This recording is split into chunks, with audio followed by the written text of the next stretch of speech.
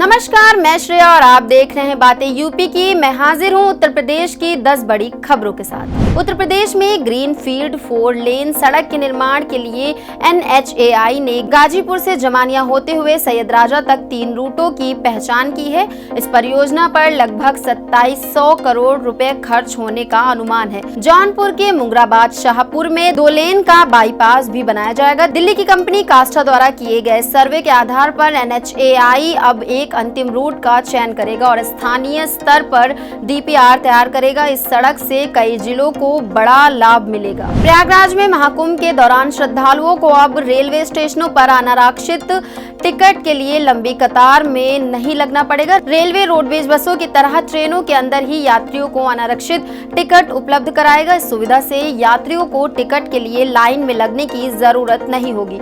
इसके अलावा railway station पर यात्री आश्रय स्थलों पर भी मोबाइल UTS के माध्यम से टिकट मुहैया कराई जाएगी। महाकुंभ के दौरान रिटर्न जनरल टिकट की बुकिंग की भी सुविधा रहेगी, जो 9 जनवरी 2025 से 28 फरवरी 2025 तक लागू होगी। राजकीय इंटर कॉलेजों में सहायक अध्यापक और प्रवक्ता की भर्ती के लिए समकक्ष अर्हता को हटा दिया गया। शिक्षा निदेशालय ने इसे उत्तर प्रदेश लोक सेवा आयोग को स्वीकृति के लिए भेजा है। करीब 7000 पदों के लिए भर्ती की प्रक्रिया जल्द शुरू होगी। समकक्ष अर्हता के विवाद के चलते कई बार मामला अदालत में गया था, लेकिन अब अर्हता को स्पष्ट किया गया है। विधि द्वारा स्थापित विश्वविद्यालयों की डिग्री मान्य होगी, जिससे विवाद की संभावना कम हो गई है। अब UPSC से स्वीकृति का इंतजार किया जा रहा है। प्रदेश सरकार ने अयोध्या को विरासत और आधुनिकता से युक्त नगरी में परिवर्तित करने की दिशा में एक महत्वपूर्ण कदम उठाया है। यहाँ प्रदेश की पहली 3D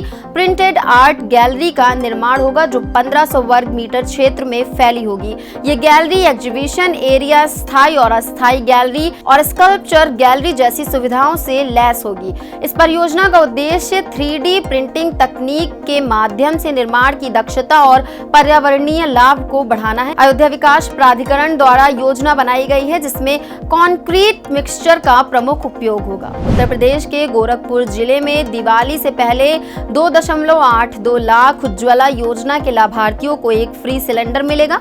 मुख्यमंत्री योगी आदित्यनाथ की समीक्षा बैठक में इस निर्माण की पुष्टि हुई। लाभार्थियों को पहले खुद सिलेंडर खरीदना होगा, जिसके बाद DBT के माध्यम से उनके बैंक खातों में सिलेंडर का मूल्य भेजा जाएगा। हालांकि लगभग 1 लाख लाभार्थियों का KYC अभी तक पूरा नहीं हुआ है, जिसके लिए कोई गाइडलाइन नहीं आई। पाकिस्तान से 30 साल पहले आए 4 परिवारों का नागरिक संशोधन अधिनियम यानी कि CAA के तहत भारत की नागरिकता दी गई है। ये परिवार 1993 से 1994 में पाकिस्तान छोड़कर भारत आए थे, जहां पहले से उनका किराने का बड़ा व्यवसाय था। नागरिकता नहीं मिलने के कारण ये परिवार रिफ्यूजी प्रमाण पत्र के आधार पर जीवन यापन कर रहे थे। हाल ही में CAA के तहत आवेदन करने के बाद केंद्र सरकार ने इनकी पूरी जांच की और 16 सदस्यों को भारत का नागरिक घोषित किया। सभी परिवार रायबरेली के सत्यनगर में निवास कर रहे हैं और नागरिकता न मिलने से बेहद परेशान थे। केंद्र सरकार ने यूपी सहित देश के 43 ग्रामीण बैंकों के 70,000 सेवानिवृत्त कर्मियों और परिवार पेंशनरों को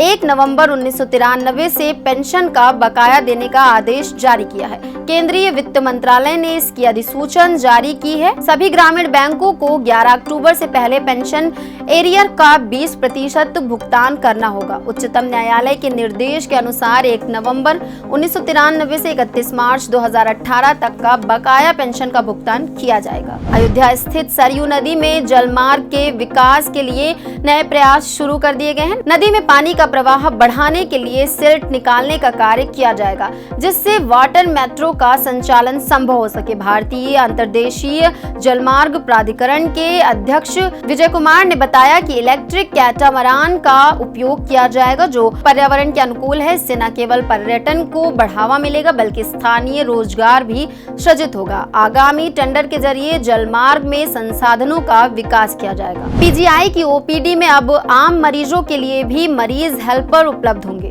ये हेल्पर मरीजों का रजिस्ट्रेशन, डॉक्टर से परामर्श और टेस्ट कराने में मदद करेंगे। साथ ही भर्ती मरीजों का वार्ड तक पहुंचाने में भी सहयोग करेंगे। ये सुविधा OPD से भीड़ को कम करने और मरीजों को सही जानकारी प्रदान करने के लिए शुरू की गई है। ये कदम खास तौर पर गरीब और ग्रामीण इलाकों से आने वाले मरीजों की सहूलियत सहूलियत के लिए प्रतिदिन लगभग 3000 मरीज ओपीडी में आते हैं। उत्तर प्रदेश आवास विकास परिषद लखनऊ में 4 नई आवासीय योजनाएं लॉन्च करने जा रहा है, जिसमें प्रीमियम और साधारण दोनों प्रकार की योजनाएं शामिल हैं। लोगों को इन योजनाओं में बुकिंग का अवसर दिवाली तक मिलेगा। अवध विहार और वृंदावन में भूखंडों की प्रीमियम योजनाएं उपलब्ध होंगी, जबकि अवध विहार में एक साधारण योजना भी होगी। नई जेल रोड पर लगभग 900 भूखंडों की बुकिंग खोली जाएगी, जिसकी कीमत 30,000 रुपए प्रति वर्ग मीटर प्रस्तावित है। प्रीमियम भूखंडों की दरें 56,000 रुपए प्रति वर्ग मीटर और वृंदावन योजना में 70,000 रुपए प्रति वर्ग मीटर होगी। तो ये थी दिन भर की 10 बड़ी खबरें। ऐसी ही खबरों को देखने के लिए देखते रहें और करते रहें बातें यूपी की। धन्यवाद।